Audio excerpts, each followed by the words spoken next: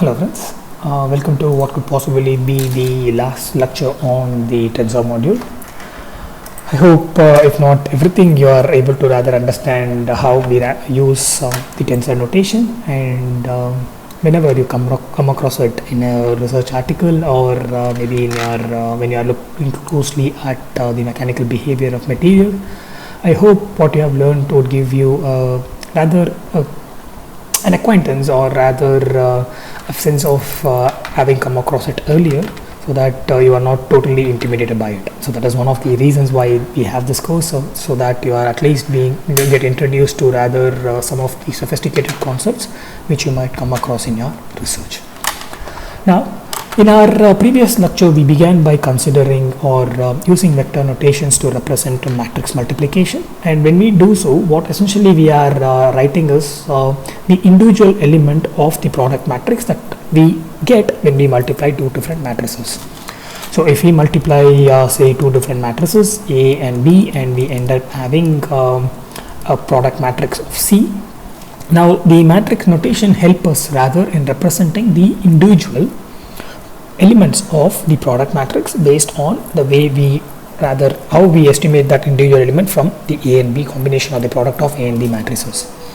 Now when you consider the product, the matrix product, we saw that the individual element, that is Cij, can be represented using tensor notation and using Einstein's convention as I, K, B, K, J.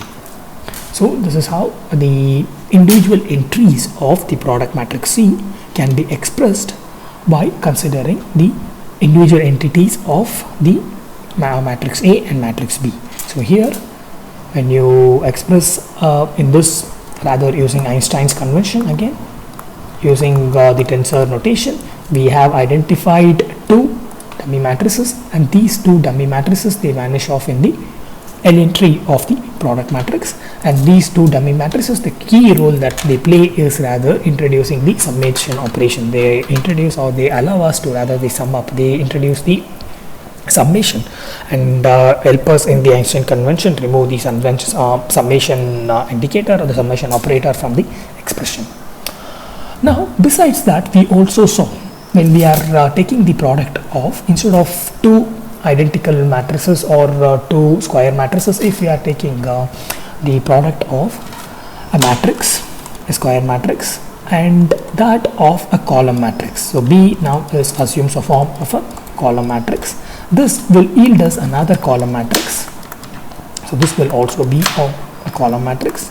So what essentially we are then doing is, this can be rather perceived as the transformation, or to be more specific, the linear transformation of vectors, because a column matrix can be, or a vector can be represented in the form of a column matrix, and through a numerical operation you are transforming one column matrix through another column matrix. This can be viewed as the transformation of one vector to another vector, and since we are doing it through the multiplication by involving a matrix and multiplying it, so we can refer to this as the linear transformation of the vector. Now when you use similar vector notation, or rather tensor notation, with that of the Einstein's convention, for this case, for the linear transformation of the vector, then the expression will be of this form: Ci will be equal to I, J, P, J. So here J is the dummy vector that indicates the summation operation that is involved during the matrix multiplication, and I is rather the live index, and depending on what the value of I assumes, we need to consider different elements that are present in the column matrix, or that are present in the vector. Now we have seen that this expression, so what essentially we have is, we are representing B using a different coordinates and C using a different coordinate. So if you consider the physical meaning that we attribute to I and J, rather different coordinates of a coordinate system, or different directions, so what essentially we are doing is, we are transforming Bj, a vector, in the J vector space that is usually defined in a J vector space. We are rather transforming it to another vector space and representing, when you transform on, when you want to represent this vector on a different vector space, it is represented as Ci. And since we are representing the same vector in two different vector spaces, these are represented or referred to as the mapping. And again, this mapping, the change in the vector spaces, is rather indicated by the differences in the index that we use. So here it is Bj and here it is Ci, meaning the index for the original vector is j, the index for the other vector is I. Now it is possible for us to rather have or map the C vector. It is also possible for us to map the C vector onto this original or onto this vector space. So it is also possible for us to map the C onto this vector space, thereby yielding as Bj.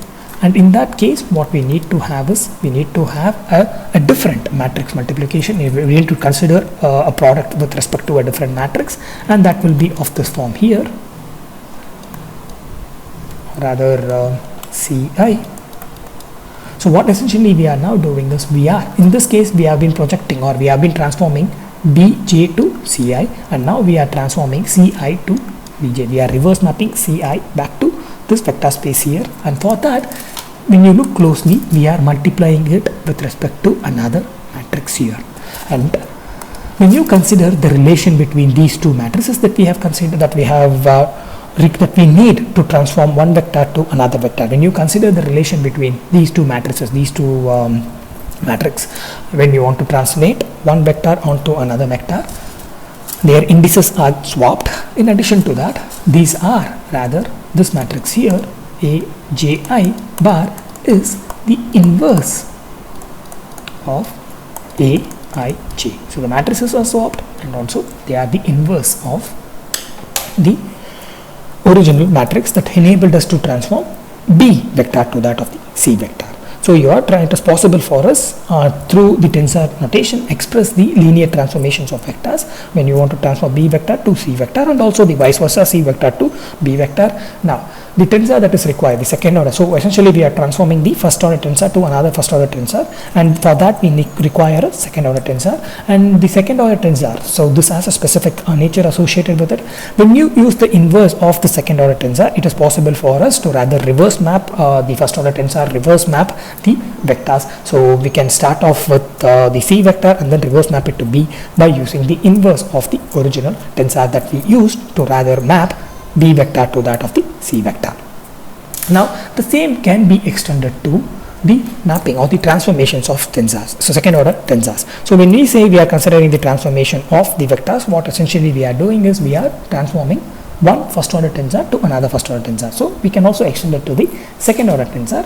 So second order tensor, we want to transform, say, Aij, or rather consider this case similar here. So we want to transform Bij, second order tensor, we want to transform it to rather Ckl.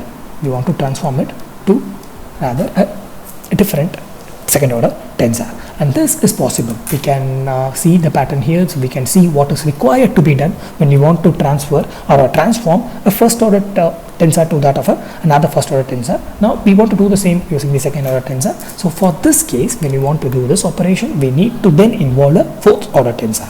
So Bij second order tensor can be transformed to Ckl, another second order tensor, when we are involving a fourth order tensor, that is Klij and Bi. So when you involve this fourth order tensor, it becomes possible for us to transform this second order tensor into another second order tensor. So in case of the vector transformation, we need a second order tensor. So it means for first order tensor transformation, we need a second order tensor to be involved. In case of the second order tensor transformation, we need a fourth order involvement of a fourth order tensor. Now it is also possible for us again to reverse map the tensor Ckl by considering appropriate fourth order tensor, that would be Ijkl and this will be Ckl. So now we are reverse mapping the C tensor to that of the B tensor, C second order tensor to that of the B second order tensor, and here similar to the previous case, A bar Ijkl, this fourth order tensor, is rather the inverse of Aijkl. So what essentially we have been now doing is, it is possible for us to rather achieve or express the linear transformation of both first order and second order tensor using this notation here. So using the tensor notation and Eisen's convention, it is possible for us to represent the transformation of one second order vector or third order or second order vector or second order tensor to that of another second order tensor. So we have already looked into the first order tensor transformation. Now the transformation of the second order tensor is of huge relevance to us, because like towards the end we saw that both the stress and the strain are second order tensor. So this is something we have looked into in our previous lecture, when we want to rather associate the tensor to the materials research or relevance of tensor to the studies on materials. We saw that the stresses and strains can be represented in the form of a matrix. Like when you want to include all the components of the stresses, again let me write it down because this is relevant for us. When you want to express all the components of the stresses, Iz, tau yx, sigma y, tau yz, this is rather xy, and this is tau zx, tau zy. So these are all the different components of the stresses that is required for us to comprehensively define the mechanical condition. So this is rather a representation of the second order tensor. So this can be treated as the representation of the second order tensor. So therefore corresponding the stress is actually a tensor. So when you want to rather describe the stress within a material, when you impose a mechanical condition, it can be rather elegantly described when you treat the stress as a tensor. In the same way, we have also seen that because of the combination, because of the involvement of the Poisson's effect, the strain here can also be expressed as, when you want to encompass all the strain experienced by the material, when you want to have a generalized expression for the strain experienced by the material under a mechanical condition, so it would be of this form: sigma epsilon xx, epsilon xy and xz, yx, yy and yz, epsilon zx, epsilon zy and epsilon zz. So both stress and the strain, these are rather the second order tensors. So a generalized way of representing the stress and the strain would be as a second order tensor. Now when you consider the elastic behavior of the material, when you consider the mechanical behavior of the material, if you could recollect, this can be graphically represented by this representation, this curve here. That is when you have your stress and when you have your strain. This curve represents the mechanical behavior of a material, and this material is particularly metals and alloys. And what is unique about metals and alloys is that they are crystalline materials. So this is typically how, rather when you impose a stress, a uniaxial stress to a given metal or alloy, this is how this trend is what usually you would observe. The uniqueness of this trend is that there is a linear region. Possibly that linear region could be identified here. So there is a linear region, and this linear region, it indicates the nature of a response wherein whatever deformation that is introduced to the material, it gets reversed, and that is what we refer to as the elastic deformation. So in this linear region, when you are representing the mechanical behavior that involves the mechanical condition that you impose and the response, and when you are representing it in a graphical manner, there is a linear section of this curve, and this curve, a linear section, is rather the reversible deformation that the material experiences, and this reversible deformation is what we refer to as the elastic deformation. During the elastic deformation, what we observe is there is a linear relation between the stress and the strain, and this linear relation between the stress and the strain, we express it in this manner, and rather this is epsilon. And the constant of proportionality that turns this relation into an equation is this, where we have Young's modulus here. So when you are plastically, or when you are rather mechanically deforming a material, there is an elastic region associated with it, there is an elastic behavior associated with it. This elastic behavior is characterized by the proportionality, the linear proportionality between the stress and strain, and the linear proportionality becomes an equation when you include the constant of proportionality, that is the Young's modulus here. Now again, in this case, we are treating the stress and the strain as a scalar. So therefore we have expressed it in this simplistic manner like this. We have a simplistic expression in this form. However, we have just seen that for a comprehensive description of the stress and strain, it needs to be expressed in the form of rather a second order tensor. So what essentially we need to have is an expression that includes, or this expression, when you expand it, when you want to have a generalized expression from this, what then you would need to do is you need to express the stress as a second order tensor and the strain as a second order tensor, and then you have to express, you have to rather relate these two.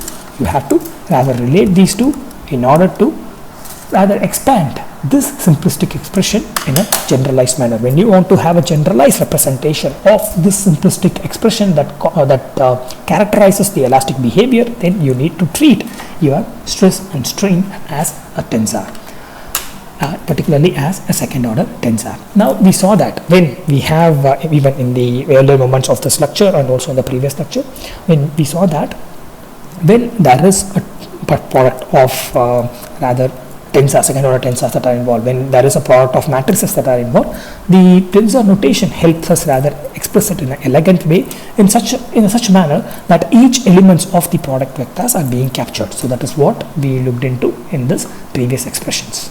So in these expressions we saw that individual elements of the product vectors can be rather expressed using the tensor notation, and we will have our dummy indices and also our live indices. Now if you consider, then what essentially we have here is we have two second order tensors that are rather or on the either sides of your expression.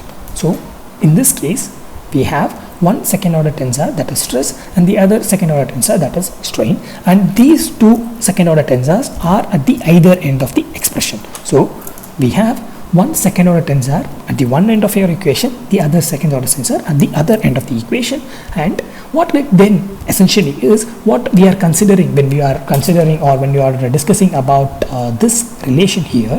So this relation here, when you extend it to a generalized case, then it means you are expressing stress as a second order tensor and strain as a second order tensor, and both these second order tensors are at the either sides of your equation. So what essentially we are talking about is a transformation of the second order tensors. So this simplistic equation, this Hooke's law, this expression that characterizes the elastic behavior, when you write it in a generalized way, it transforms to, or it is expressed as transformation of a second order tensor. So whatever Hooke's law that we look or we consider in the mechanical behavior of materials, when you express it using or by involving or by describing the stress as a tensor, a second order tensor, and the strain as a second order tensor, this Hooke's law, this proportionality relation will ultimately lead to the transformation of a second order tensor. So when I say the transformation of second order tensor, when we refer to this Hooke's law as a transformation relation, what essentially then we need is a fourth order tensor to transform one second order tensor to another second order tensor. So that is essentially what we saw here. We need a fourth order tensor to transform one second order tensor to another second order tensor. So this is exactly what we have when we want to have a generalized relation for the stress strain behavior. Such that when we want to have a generalized expression for the stress strain relation, the B can be assumed to be rather the strain with its being represented as a second order tensor, and the stress can be treated or assumed to be C here, which is also a second order tensor. And what we have here is just the transformation of one second order tensor to another second order tensor. So if we assume that sigma I j is the second order representation, the tensor representation of the stress, and epsilon KL is the second order tensor representation of the strain, then this stress strain relation in the generalized manner, this stress strain relation here in the generalized manner can be represented as sigma ij C I j k l epsilon KL. So this is rather the generalized representation of the stress strain relation through the or as the transformation of second order tensor. So essentially what we have done is we have a relation that characterizes the elastic behavior. So what we then have is a linear relation between the stress and strain, and that is rather when we impose or introduce the Young's modulus, it transforms to an equation. Now when we want to write it as in a generalized manner, then what we need to do? So what we need to do is we need to express the stress and strain as a second order tensor. And when you use or express stress and strain as a second order tensor, then this expression turns into a transformation expression, the transformation of the second order tensor. Then correspondingly, in order to transform the strain second order tensor to stress second order tensor, in order to relate these two, in order to map these two, then we need to involve a fourth order tensor, and this is often referred to as the stiffness tensor.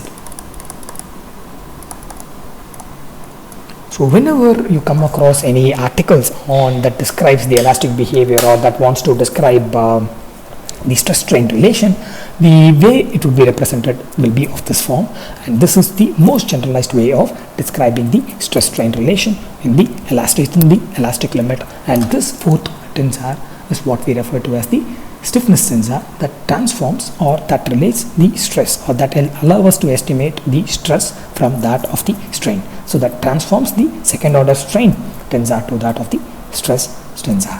Now like we have seen earlier, in this case even it is possible, so in this case even in these two cases it is also possible for us to rather estimate or transform, reverse map the stress to that back to that of the strain, and when we do that, and for that we need to use a different fourth order tensor, and that will be of this form here. It will be KLIJ. So this is S, and this S is a fourth order tensor, and this will help us transform the stress back to the strain. So this help us reverse map the stress back to the strain, and this tensor is referred to as the compliance tensor.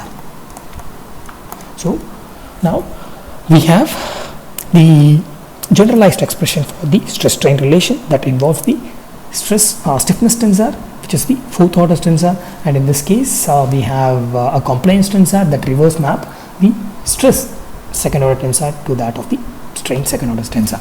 Now in 3 dimension, when you consider in 3 dimension these stress and strain, they are represented by, or they require 9 distinct elements. They comprise of 9 distinct elements. So these are second order tensors. So in 3 dimension it will be 3 to the power 4. So therefore they require 9 different elements. Now however, when you consider the stiffness IJKL and the compliance tensor KLIJ, they require, these are fourth order tensors, and again when you consider in 3 dimension it will be 3 to the power 4. So I believe it will be 81 different elements. Now again we saw that we are just reverse mapping the stress back to strain here, so it means this is rather the compliance tensor is the inverse of the stiffness tensor.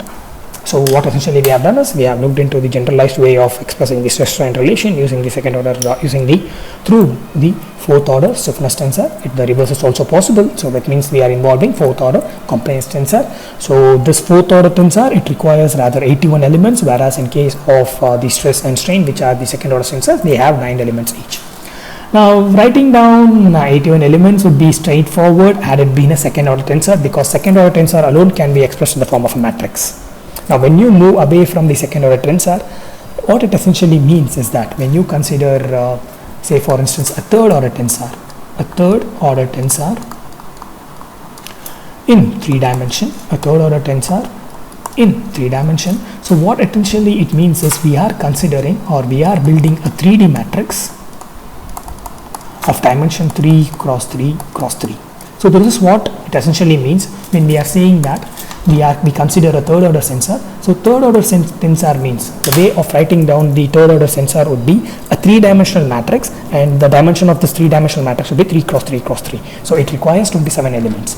In the same way, if you want to write down, on a paper, if you want to write down the fourth order matrices like this, or fourth order tensors like this, that is complaint tensor and the stiffness tensor, if you want to write down the such fourth order tensors, it is impossible, because we need a 4-dimensional representation. We need to write down these as a 4-dimensional matrix. So 4-dimensional matrix of the size 3 cross 3 cross 3 cross 3. So it is rather not directly possible for us to write down the matrix that is associated, or the matrix representation of the fourth order tensor. So the strain relation, even though it is possible for us to write it in this manner involving the fourth order tensor using the tensor notation in this way, the matrix representation of this particular stiffness tensor, that is the fourth order tensor, is not possible. Even the compliance tensor, which is also fourth order, it is not possible, because for that we need to build a matrix in a 4-dimensional space, and that unfortunately that is not possible for us to do. So therefore people have come up with a different way of writing or expressing this particular relation. So this relation is, I don't know, it is referred to as the constitutive expression or constitutive equation in some context, but nevertheless this is, for our understanding, is the generalized way of describing. When you consider purely from a materials perspective, from the background of the mechanical behavior of material, this particular representation, it is a generalized one, because it encompasses all the different components of the stresses and strains. So that is where our relevance as a material and materials engineers comes in. So this is a generalized expression because it includes all the components of the stress and strain. Now this is all well and good, but from a purely theoretical perspective, when you want to write a generalized expression, this is all well and good. But when you want to rather code it up, when you want to do an actual calculation, and when you want to estimate, when you want to relate different stresses and strain in this framework, then without being able to write the fourth order tensor, we won't be able to proceed with this, or we won't be able to use this expression in any way possible. So without being able to rather write it down, or finding out a way to write down this fourth order tensor, some way of writing it down, we won't be rather able to use this particular expression in any way possible. Even though it gives us a good idea about how tensor gets involved in the expression that we are familiar with, the stress-strain relation that we are about to familiar with. But if we are not able to rather find a way to express this fourth order tensor in a pen and paper, or in a simplistic way, we won't be able to make much use of this. So what has been done is, people have found out a way. So there is a new way has been identified, a new technique has been identified to rather express the fourth order tensor in a manner that can be written down. So the way has been identified using which the fourth order tensor can be written down. So in order to do so, first the known second order tensors are prepared accordingly. So what essentially we are trying to do is, we are trying to rather change this expression in such a way that it is something that we can handle, it is something that we can write it down. So for that, instead of starting with the fourth order tensor that gives us a problem, we will appropriately try to change the tensors that is known to us, and then we will try to, based on that, we will try to change the fourth order tensor. So fourth order tensor, writing it down is a huge problem, and without writing it down, this equation is not much use to us. So in order to do that, we have to have a way of writing this fourth order tensor. So in order to arrive at a way of writing this fourth order tensor, we will start with the tensor that are known to us, that is the stress and the strain tensor. So if when you consider the stress and the strain tensor, so this tensor here, and we have written the expansion of it earlier, so it will be sigma x, tau xy, tau xz, tau yx, sigma y, tau yz, tau zx, tau zy, and sigma z. Now, if you could recollect, in the discussions on the mechanical behavior of materials, it can be shown that, using appropriate convention, it can be shown that these two shear components of the stresses are identical or equal, these two shear components of the stresses are equal, and these two shear components of the stresses are equal. So what essentially we have is, even though the second order tensor of stress, even though it is made up of 9 different elements, 9 different entries, owing to the relation between the shear components, specific shear components of the stresses, all that we need to represent this tensor, this second order tensor, is 6 independent entries.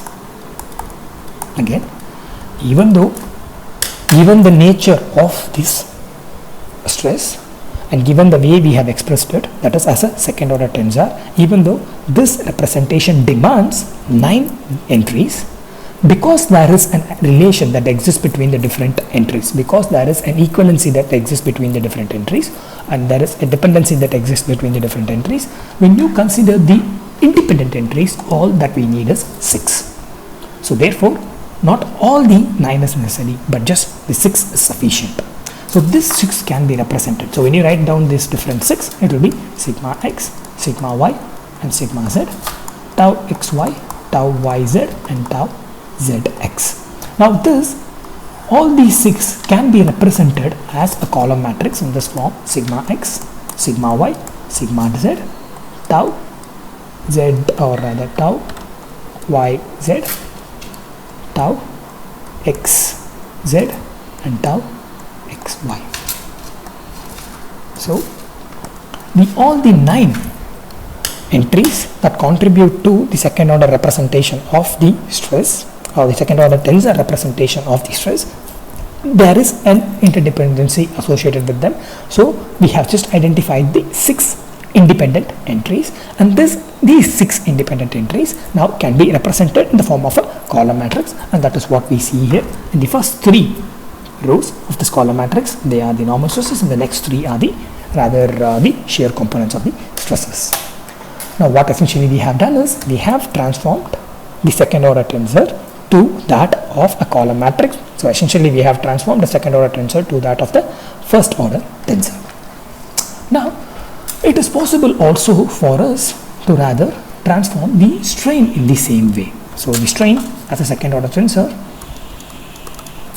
it can be represented, or it is represented as epsilon xx, epsilon xy, epsilon xz, epsilon yx, epsilon yy, and epsilon yz, epsilon zx, epsilon zy, and epsilon zz. Now when we want to write this, when we want to transform this into rather a similar representation, when we want to transform this second order tensor to a first order tensor or a vector, then we have to find a way to coherently replace these 9 indices or 9 different entries with 6 different entries. So we have to find a way to rather reduce the number of entries. So conventionally what has been done is, so the diagonal elements that indicate the strain due to the load along the same direction, they are rather treated as the separate entities. They are not disturbed, and they are treated as the separate entries. So epsilon xx, epsilon yy, and epsilon zz, they remain undisturbed, because these are the strain that are associated with the principal stresses, or these are the strain that are rather due to the stress along the particular direction, along the same direction. So when we are talking about the strain along the x direction,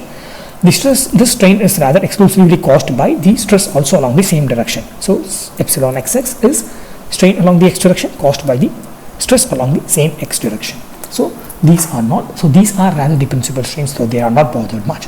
What essentially then is done is, the other 2 stresses with the similar indices, xy and yx, they are summed up. Xy and yx, they are summed up the same way. Yz and zx or zy are summed up, and epsilon zx and epsilon, so epsilon zx and epsilon xz, so both these are summed up. So the non-diagonal elements of the strain matrix is the 2 of the non-diagonal elements with similar indices are identified, and they are summed up.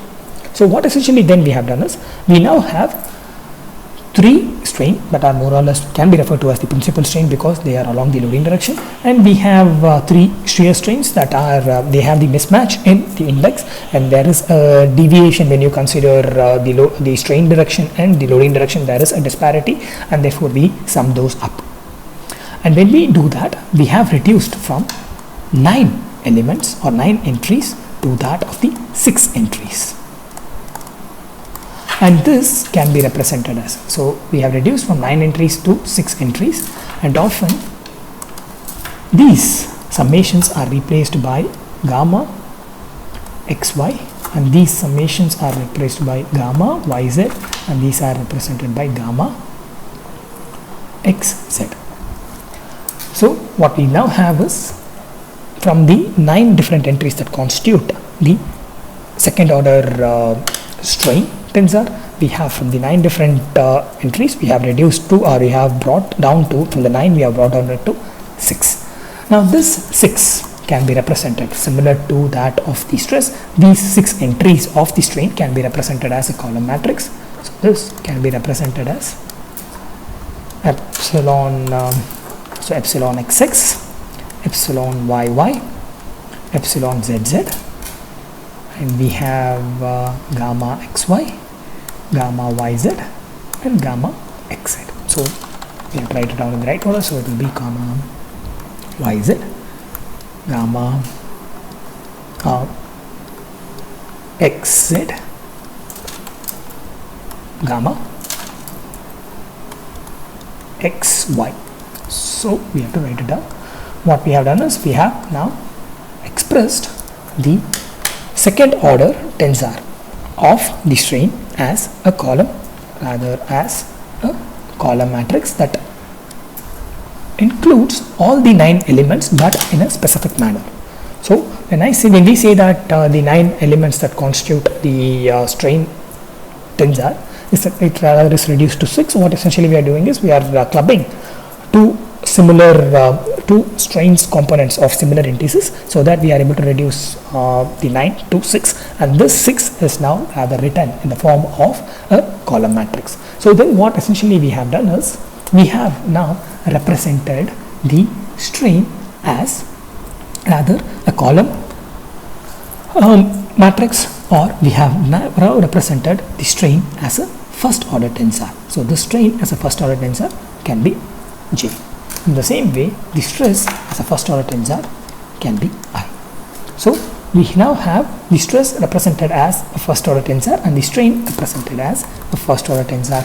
Now it is possible for us to rather transform the strain to, or rather the stress or the strain to that of the stress. So now essentially the original expression was sigma ij, the fourth order tensor ij kl, and epsilon kl. So this was the original expression. Now we have transformed this to a first order, the second order strain, we have transformed it to a first order strain, so epsilon j, and we have transformed the second order strain to that of the first order strain, so sigma I. Now all that we need to rather transform the first order strain to that of the first order stress is a vector, or rather is at second order tensor. So in the earlier case we were trying to transform a second order tensor to another second order tensor. So we were trying to transform a second order tensor to another second order tensor, and that's the reason why we needed fourth order tensor. But now after transforming the second order tensor to a first order one, after transforming this second order tensor to a first order one, all that we need is a second order tensor, and that second order tensor, it can be represented using the same notation C here as Ij. Now this Ij can be represented using a matrix. But before we write the matrix representation of it, we need to know the dimension of this matrix, because we are no longer talking about 3 dimension, so therefore 3 cross 3 matrix, but we are no longer talking about in that sense, because here the J and I, they have a different meaning associated with them. The size of these matrices are different, because in this case we have a column matrix that comprises of 6 rows, and here we also have a column matrix that comprises of 6 rows. So what essentially we have is 6 cross 1 matrix and a 6 cross 1 matrix. So correspondingly, in this case, the way we represent the matrix representation of this transformed stress strain relation, wherein we have a second order tensor that is involved. When you want to write this expression in the form of a matrix, it will be of this form, wherein we have our sigma x, sigma y, sigma z, tau x or tau yz, tau xz and tau xy. This is what would be the left hand side of your expression, and the matrix will be C11, 1, 2, so on and so forth, 1, 6. The same way C21, 2, 2, so on and so forth, C61, and so on and so forth. The end will be C66, and there will be the diagonal elements C33, C44, C55. So this will be the nature of the stiffness tensor in this representation. So in this representation, we have the stress expressed as a column matrix of size 6 cross 1. The strain, it is represented as so sigma xx, epsilon yy, epsilon zz, epsilon yz, epsilon xz, epsilon xy. So what we are essentially doing is we have two column matrices of size 6, and in order to transform that, we need to have a 6 cross 6 matrix, or a second order tensor of size of dimension 6. So this is rather a way we have rather a handle, or a way writable, or a way that can be written, or that this particular expression can be written, or an expressible way of this particular expression here. So as a fourth order tensor, when you involve a fourth order tensor, to handle it becomes absolutely difficult. So in order to do that, so when you want to rather pull all together, so whatever we have been doing thus far, so when you consider the relation between the stress and strain, what essentially you are doing is you are relating two second order tensors, and when you want to transform one second order tensor to another second order tensor, you need to have a fourth order tensor. So that is what we refer to as the stiffness tensor. Now this stiffness tensor being fourth order, it becomes difficult for us to handle. Even for writing it down, it becomes difficult. So what we have done is we have transformed our two second order tensors, that is stress and strain, into first order tensors through appropriate operations. We have taken the equivalency, the dependency between the stress components in one end, and we have summed up the strain components on the other end. So we have been able to transform the two second order tensors into first order tensors.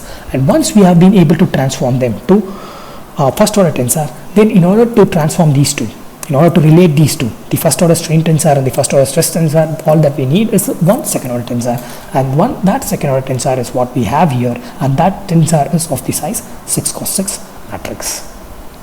Now this 6 cross 6 matrix, so this way of representing, so transforming the two second order tensor and writing it down as one order first order tensor, and transforming and correspondingly transforming the stiffness tensor to fourth order to the second order, and this way of representing it as a matrix, or so in a simplistic case, this way of representing it is what we refer to as the Voigt notation. So it's VOIGT, it's Voigt notation. So what Voigt notation does is it transforms, it changes, it reduces the order of the stress and strain representation from second order to first order, and therefore correspondingly reducing the order of the stiffness tensor from fourth order to second order. And when we do that, it becomes rather this tensor, it becomes something that we could handle, and essentially this is something that we can implement it. When we are developing a model, this is something that we can implement it. So this is something that we can code it up.